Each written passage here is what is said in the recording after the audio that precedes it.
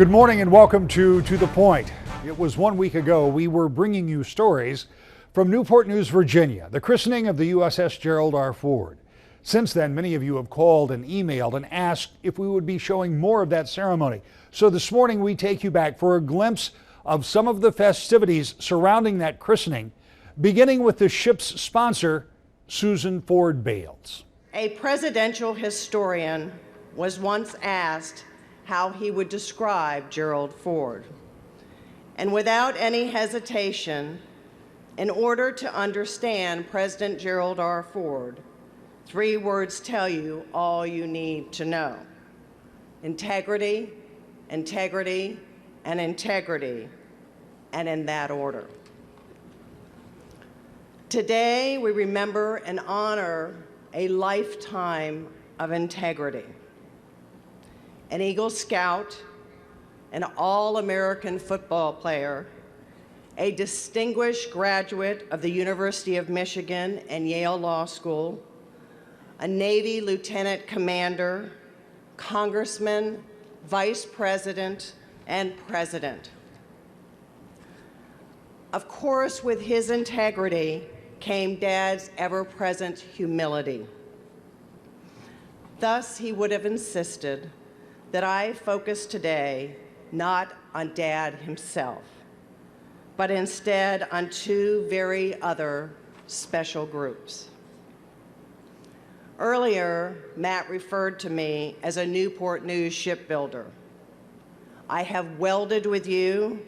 I've been up in the big blue crane. I've calibrated valves. And last month, I operated the pumps to flood this dry dock.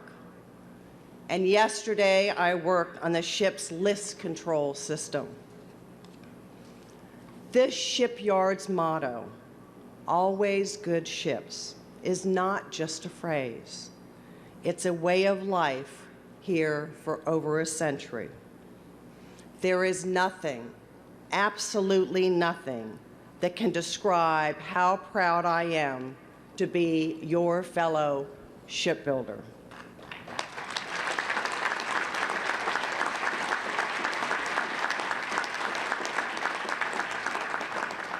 Your integrity and patriotic commitments to excellence are without equal. Shipbuilders of Newport News, you are a national treasure. In a few days, the newly christened USS Gerald R. Ford will leave this dry dock forever, but she will not leave it alone. Unlike ships before her, when the USS Gerald R. Ford leaves this dry dock, her future voyages will be different than those ships, much different. It is now my honor to make an announcement regarding the official name of CVN 78. Ladies and gentlemen, as the ship's sponsor and on behalf of Gerald R. Ford, I hereby declare that the name is the USS Gerald R. Ford, and it and shall be permanently united with the shipbuilders of Newport News Shipbuilding.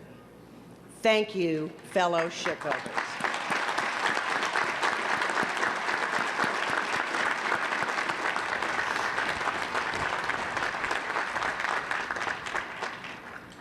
In the twilight of his life, my dad learned that Navy Secretary Winter was considering whether to name CVN 78 the USS Gerald R. Ford.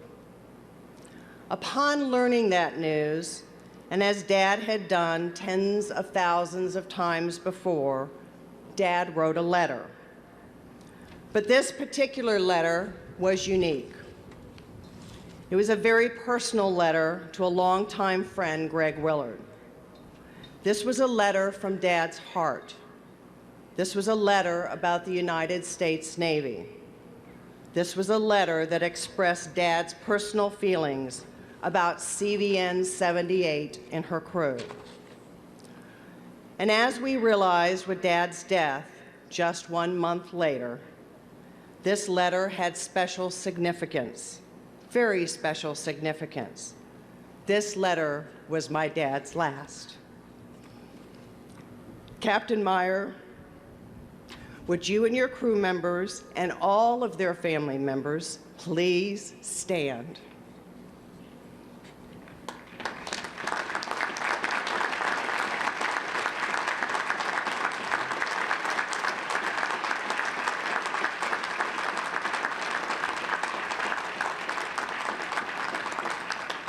In this and his last letter, Dad wrote, quote, "In closing, Greg, please permit me a personal reflection in my life. I've received countless honors, but none was greater than to wear the uniform of Lieutenant Commander in the United States Navy and on the aircraft carrier in the South Pacific during World War II. I learned to respect and to rely on my comrades as if my life depended on it, because often it did. And as a World War II veteran, I yield to no one in my admiration for the heroes of Omaha Beach and the heroes of Iwo Jima. But at the same time, I take enormous inspiration from their grandsons and granddaughters who are writing heroic new chapters around the globe. Thus, it is a great source of boundless pride and humility to know that an aircraft carrier bearing my name will be forever connected with the valor and patriotic service of men and women of the United States Navy," end quote. Captain Meyer and your crew members, as you heard in his own words, Dad was proud and humbled by each of you and the wonderful tribute your ship represents. But Dad would be even prouder if 50 years from now, that ship's captain and crew will pause to look upon this carrier and the other Ford-class carriers in the fleet and consider whether Dad deserved this tribute. In particular, will those future crew members consider Dad worthy of the motto of this ship, integrity at the helm? Today, Captain Meyer, you and your crew have spoken to those future crews about Dad's lifetime of integrity. You've expressed your own views about his integrity and its importance to this magnificent carrier. Dad, their message fills this shipyard. You kept your promise. You healed the nation. You gave the American people a president that was a shining beacon of integrity at the helm. And as demonstrated by Captain Meyer and by the crew, and by this mighty carrier, the American people are forever grateful to you. And Dad, I'll always be proud. Ladies and gentlemen, on behalf of the 38th President of the United States, thank you from the bottom of my heart for this extraordinary tribute to my dad. May God bless and watch over the USS Gerald R. Ford, those who build her, and the men and women who will sail her into harm's way. And may God's perpetual light shine upon Gerald Ford and Betty Ford and the nation that they love so well. Thank you. After her comments, it was time for the main event, the christening. I christen the United States ship Gerald R. Ford. May God bless the ship and all who sail her.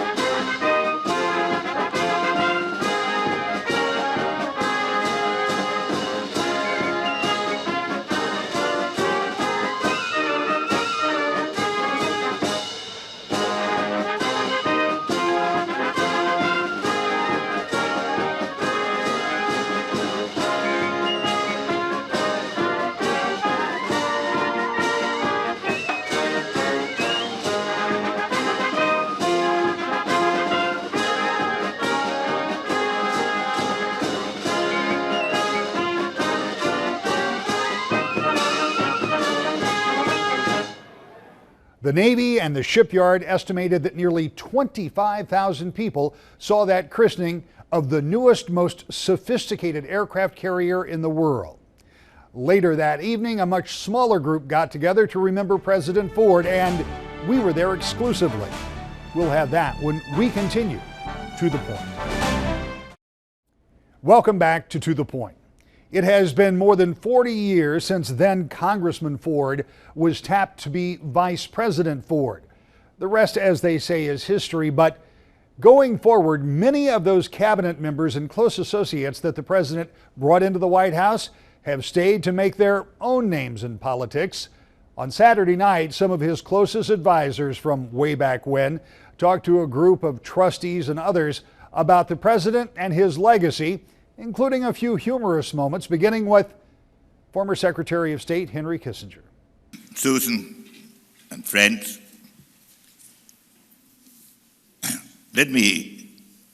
permit me a correction.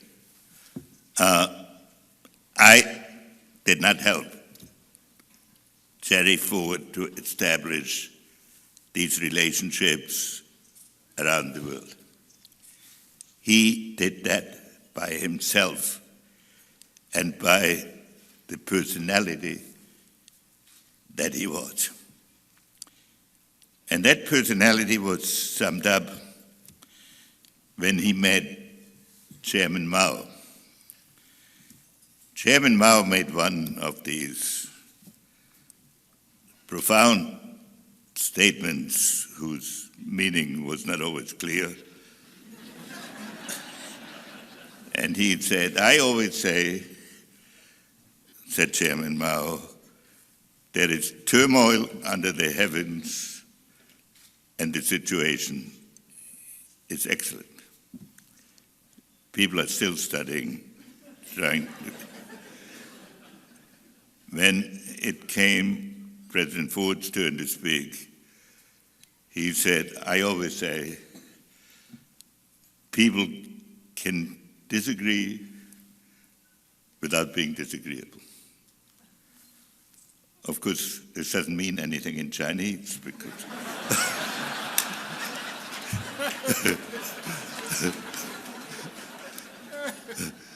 so Chairman Mao said, "Why would you always say that?" Up next, the man who was once President Ford's chief of staff and later Vice President of the United States, Dick Cheney. I thought tonight I'd spend a few minutes on a more personal note. I've had tremendous experiences in my life, but most of it goes back to when Jerry Ford was willing to take me on as a very young, inexperienced, untrained first deputy White House Chief of Staff, and then Chief of Staff. Some of you may know, if you've read my book, I'm sure all of you have, that I had worked with Don Rumsfeld in the first Nixon term, and then when the Nixon resignation occurred, we were asked to go back and help out with the transition, which we did, and that ultimately led to the president asking Don to come on board as Chief of Staff. And I always remember the first day, it was a Sunday, we went back. The president had been in office about a month, and so this would have been in September of '74.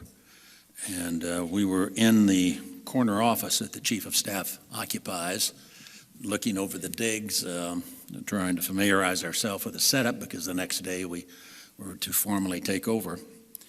And Don left for a few minutes, and when he came back, he had the President of the United States with him, Jerry Ford. And I'd been in a meeting once with about 200 other people on Capitol Hill where the president had been as when he was Republican leader, but I never formally met him. And he introduced me, Don introduced me to him that morning, and told the president that he wanted me to be his deputy. And the president immediately signed on and took me under his wing and immediately granted me, in effect, total acceptance. Now, this would not perhaps have been all that unusual, except I didn't have a spotless past. I had, in my youth, The president had graduated from Yale Law School. I was kicked out twice. Not from the law school, I never made it that far. And later on, as a young man, I had twice been arrested for driving under the influence. And all of that, of course, was on my resume. Well, not the resume, the FBI report.